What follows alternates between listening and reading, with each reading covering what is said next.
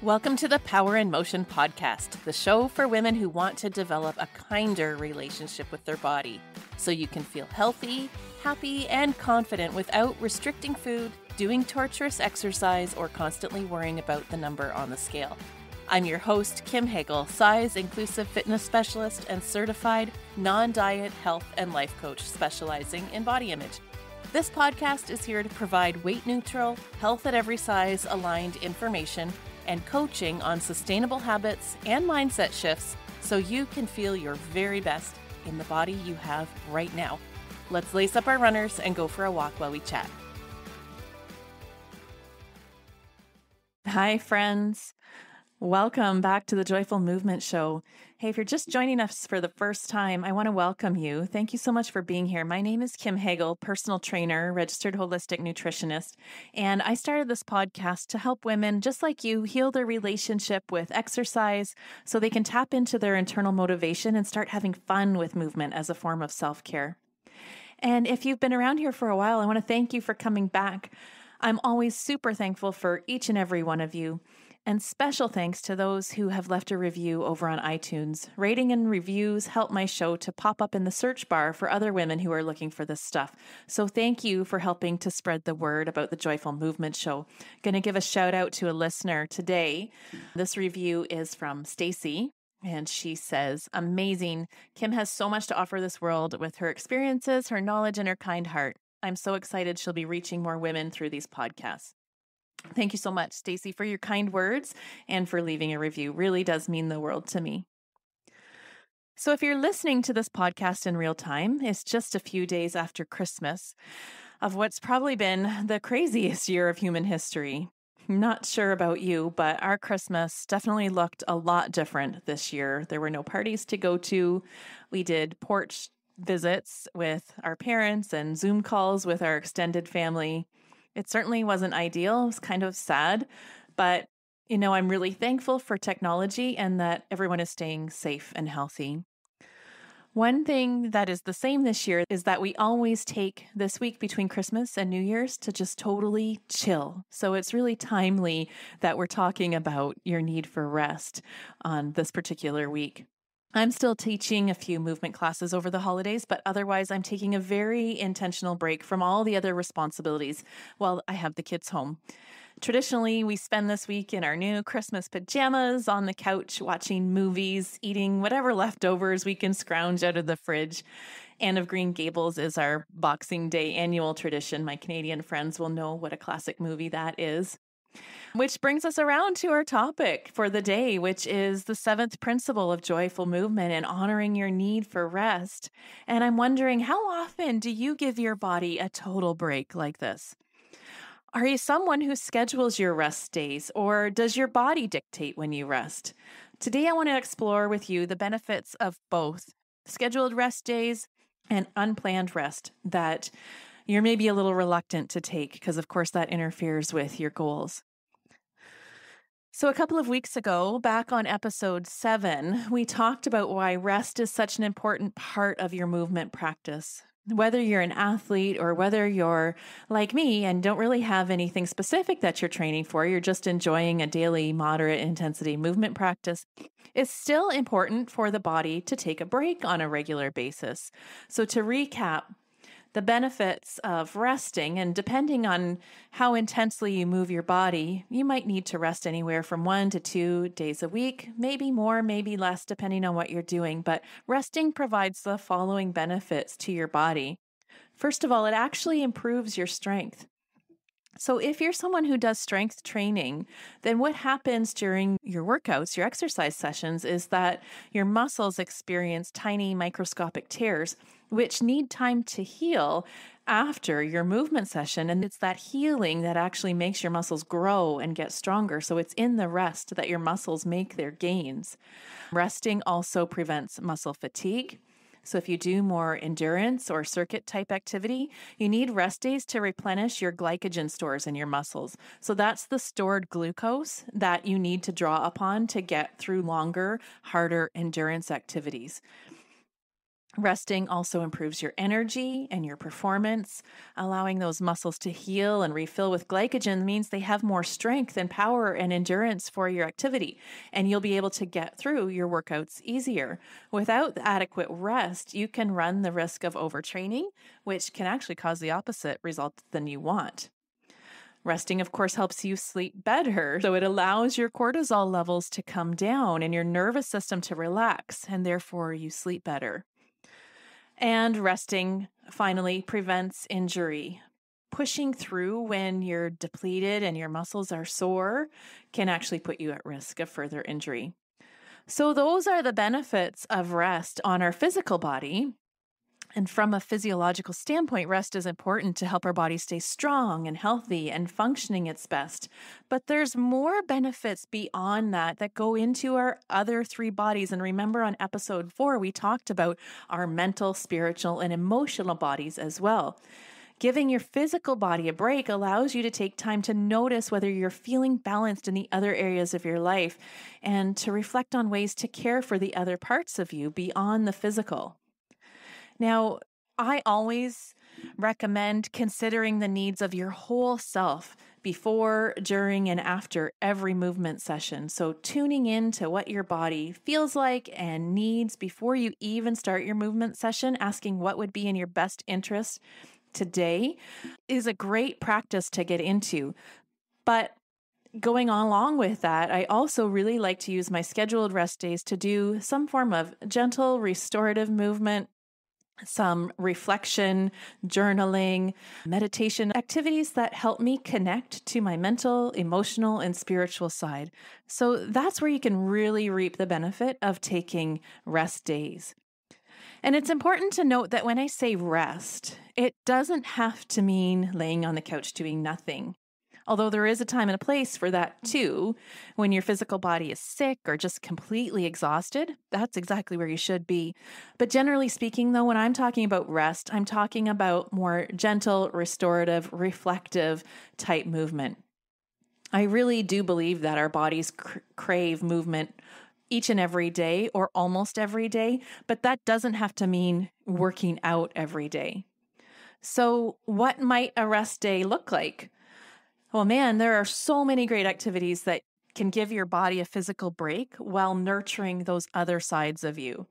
Things such as taking a walk or hiking in nature if possible, because when we surround ourselves with nature and trees and the sky and the sun, it's healing to our soul. You could do an easy bike ride, either alone or with your kids or with a friend. You could go for a gentle swim and just play in the water without having to focus on laps. Just play around in the water and allow everything to stretch and be buoyant. Doing just some stretching activities or practicing yoga, tai chi, or nia, which is a mindful dancing type of movement. You could dance for fun. We often do this in our household. We'll put some rock music on in the morning while breakfast is cooking and just rock out. And, we have terrible dance moves, but we sure have fun with it. You could do foam rolling or myofascial release. So that's where you use a roller or even like a tennis ball or a lacrosse ball to just massage your muscles yourself and help to release those tight knots. You could do meditation, journaling, reading some inspirational literature. There's no one right way to rest. It can look a million different ways, but the overall goal would be to make sure that it's something you really enjoy, which will nurture your emotional body, something that allows you to clear your head to support your mental body, and something that helps you feel connected to source or the universe, to your intuition, God, whatever your belief system is, but that nurtures your spirit.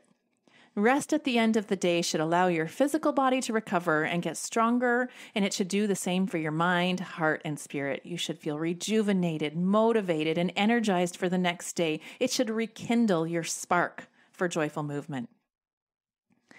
So I think we can see that rest is a great thing, and taking regularly scheduled rest days is a good self-care practice to make sure that all 4 of your bodies stay in good balance. However, sometimes things happen and our body requires more rest than what we've scheduled or we think we might need. There's lots of reasons why that could happen. Maybe you're coming down with a bug. Maybe you're under a lot of stress. Maybe you didn't get enough sleep. Maybe you overdid it shoveling snow the day before and your muscles are sore. Maybe you're just plain burnt out for no apparent reason. You don't have to have or even know the reason. Sometimes your body just needs a break and it sends you these signals that it just can't do it today. And this is where I see people really struggle to listen to their body and take the rest they need. We tend as humans to be very all or nothing, or is that just me? We make these rigid plans for ourselves and we schedule all our workouts and plan exactly what we'll do, when, and then if our body isn't feeling up to it for whatever reason, we either ignore the signals and push through, or we bail completely and forget about all those restorative activities that I just mentioned as an option. I'm bringing this up because it's just another sneaky way that diet culture infiltrates into our beliefs about fitness and takes us out of joyful movement. Diet culture, or the gym police, as you've heard me call it, loves to make us believe that there's a right and wrong way to do movement and that there's this specific work-rest formula that's like one size fits all. Like you have to exercise 5 days a week for 30 minutes at moderate to vigorous intensity and take 1 day of rest. It's very prescribed. And I mean, that does align with the physical activity recommendations for Canadians, and not to imply that there aren't benefits to those recommendations to our physical body by following. What I am saying is only focusing on the rules, which are firmly rooted in diet culture and the idea that movement and eating is to ensure that our physical body conforms to a certain size ideal, that there's one right way to do this. It forces you to disconnect from the signals that your body may be sending you, telling you it needs some TLC. So as a reminder, here are some warning signs that it might be time to take a break beyond your scheduled rest days. These are signs from your body asking you to slow it down and take some time off. And it's really in your body, mind, spirits, and emotions' best interest to tune in and listen to these cues. So number 1, sore muscles.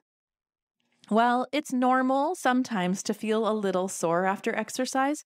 Persistent soreness is a red flag. It means your muscles haven't recovered from their past workouts. So if you're sore, I recommend not pushing hard on the muscles that are feeling sore. Do something else instead that will allow those particular muscles to recover. Fatigue is number 2. So pay attention. If you're feeling exhausted on a regular basis, that's a sign that your body needs some rest, and you can take a day or 2 off to replenish your energy stores. Pain is number 3. So muscle or joint pain that doesn't go away or progressively gets worse might be a sign of an overuse injury. So that definitely needs rest and probably medical attention. Here's another one, number 4, emotional changes. When you're physically burnt out, when your body is spent, hormones like serotonin and cortisol become imbalanced. Serotonin is your sleepy hormone and cortisol is your stress hormone. So if they're unbalanced, it can cause changes like irritability, crankiness, and mood swings. So if you notice that you're more moody than you normally would be, it could be just a sign that you need to take a rest. And going along with that, sleeping issues. So if your cortisol levels are continually raised, and also your adrenaline levels, that can make it really hard to get quality sleep. And then everything just seems harder when we're tired. And lastly, reduce performance. If your normal routine feels difficult, or if you stop seeing progress, things that you normally would be able to get through without any trouble suddenly seem hard, your legs feel extra heavy, that's a sign that you need to take a little bit of rest. Taking a day off to rest when it's not scheduled and it wasn't part of your plan, that might seem to you like a setback. But what if you changed the narrative, changed your thought to looking at it as an investment? Taking a step back in order to strengthen the other parts of you, knowing that when all 4 of your bodies are in balance, your overall well-being and physical health will be greater, that's going to get you a lot further ahead than pushing through and waiting for that scheduled rest day. Remember, there are no rules. Movement is a personal practice whose primary goal is to help you take care of your physical body. So let's try not to get too attached to the rules and focus a little more on tuning into what our body's actually saying and honoring those needs. So, as I'm enjoying this quiet, restful week at home with my family, I'm using this time to take a break from intense activity altogether. Like I say, I'm still teaching some movement classes, but I'm bringing the restorative vibe into them too. We're all going to do some foam rolling, extra stretching, and mobility work, and just give our bodies some TLC. And hopefully, you're using the time to also show your bodies some care and attention. I'm also taking some time this week to reflect on the coming year. As I'm connecting more to my mental, spiritual, and emotional needs and desires, I'm starting to set my goals and intentions for 2021. And by that, I mean I'm putting a lot of thought into how I want to feel in the coming year. You see, I discovered a long time ago that setting outcome goals like running races or losing weight or even focusing on specific metrics in my business put a lot of pressure on me. And then I would put everything I had into achieving the goal, even though the process of dieting or training or working towards that one outcome was brutal. But I really thought that once I achieved it, I'd be happy and proud and I'd feel better about myself. But the thing is, it didn't work. And we've talked about this before. When you're engaging in activities that are super hard and feel like punishment, you're pretty much guaranteed to be dissatisfied with the outcome. So now that I know that, I have a whole new way of setting goals that starts by chasing a feeling and then choosing from a myriad of actions based on the feeling that I'm going after. And I'm super excited to jump into 2021 feeling inspired, connected, and of great service. So I'm wondering, are you taking time to reflect on your goals over the holidays? And if so, I want to remind you about the free masterclass I have coming up on January 6th at noon Eastern Time, where I'll be teaching you my exact system for goal setting, and it actually works. I'd really love to have you join us. You can register on my website, www.radiantvitality.ca/thisismyyear. The link's also in the show notes. It's going to be great, guys. I'm going to explain why another diet or weight loss program isn't the answer to finding self-acceptance. So before you cave to all the diet culture, toxic, fear-mongering ads that are out there right now, just hold tight and sign up for the masterclass. I promise to blow your mind and help you set goals that will actually light you up and make you feel amazing.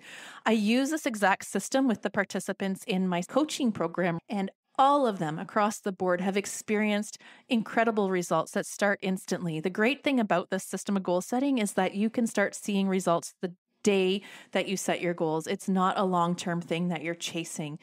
It's really cool. Anyway, friends, that's all I got for you today. Short and sweet. I will see you back here next week where we'll be talking about finding your people, the importance of community, and a supportive group to move with, and how that's a key principle to motivation and joyful movement. Until then, Happy New Year, friends. I appreciate you so much, and I hope that 2021 is filled with health, joy, and success for each and every one of you. Remember that you can find me on Instagram and Facebook at Radiant Vitality Wellness, and you can learn more about how to work with me on my website, radiantvitality.ca. Be well, my friends, and here's to your radiant vitality. Thanks for tuning into the Power in Motion podcast today. If you love what you're learning here, then I invite you to take the next step of embodying these concepts into your own life so that you can live your healthiest, happiest life and never again feel held back by your body. Coaching is the fastest, most efficient pathway to taking what you know in your head to actually applying it and seeing results. Whether you're looking to make changes around movement, food, body image, or all three, I'm here to help you nurture a kind, respectful, and trusting relationship with your body so you can feel your very best. Click the link in the show notes to book a free consultation, and together we'll uncover what's getting in the way of you having the results you want. You'll leave this call knowing exactly what you need to work on, and together we'll explore whether one of my coaching offers is a good fit for you. I can't wait to meet you.